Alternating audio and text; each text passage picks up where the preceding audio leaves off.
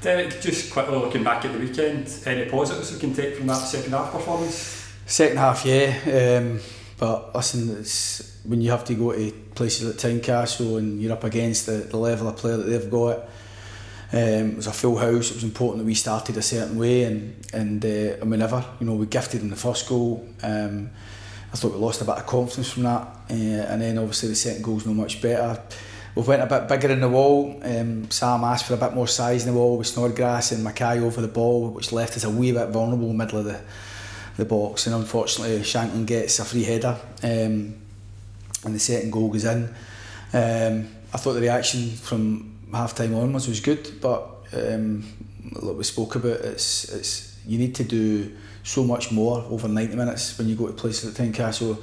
A 45-minute performance might get you a point, and it nearly did, to be honest. We were, once we get the goal back, I thought we had a few opportunities, and I thought the substitutes helped us, and I thought we had some good moments in the game second half. I thought the penalty was harsh on us, to be honest, and I thought 3-1 was harsh on us in the end up, but ultimately we've got to look at the fact that we weren't good enough in that first half, and ultimately that's when we lost that momentum and probably gave ourselves less chance of winning the game. We know that we're going to have to do so much right, especially when you go against teams who have got strong squads, who have a far bigger budget and all the rest of it. But I do expect us not to give the types of goals away we lost. So, and this being injured in the warm-up didn't help matters, but these things are, sometimes that happens, and sometimes it's somebody else's opportunity. I think Bobby Wales is getting his first start for Kilmarnock, a local boy. I think that was a real positive.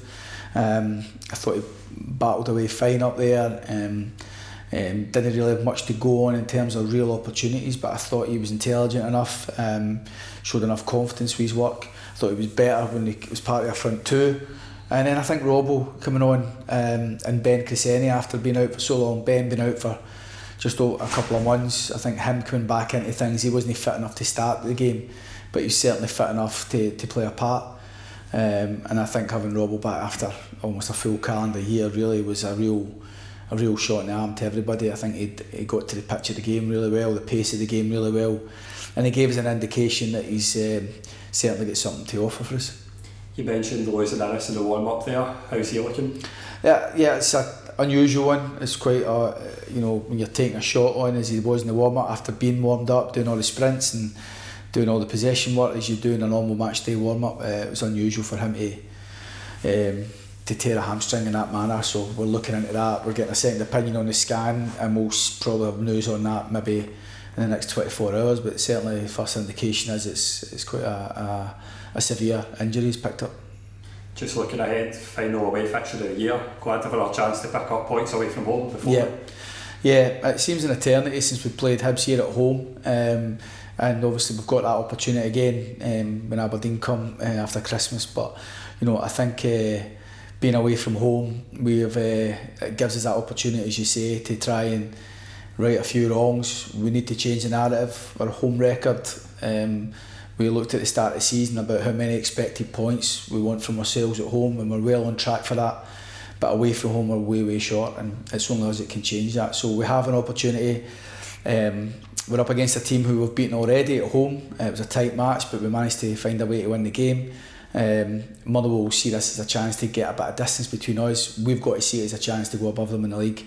We've got all the motivation in the world to go and get a victory, and hopefully we can do that with a strong performance. Just finally, in terms of looking into the Christmas schedule as well, what does that look like for the boys? Christmas day off at least?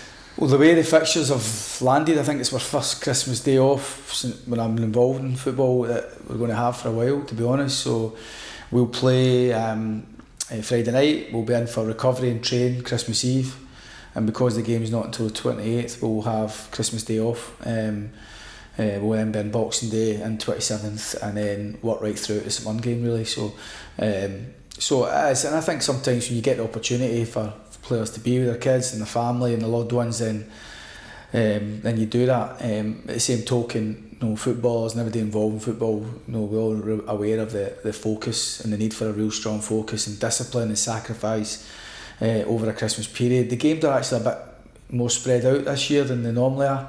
Normally there's a bit more demand. I've been involved when there's been 9 games in December, but obviously with World Cup break, there's a more kind of realistic schedule. But the same token, it's a schedule we want to come out with points, and hopefully, as I say, we can start that off on Friday night.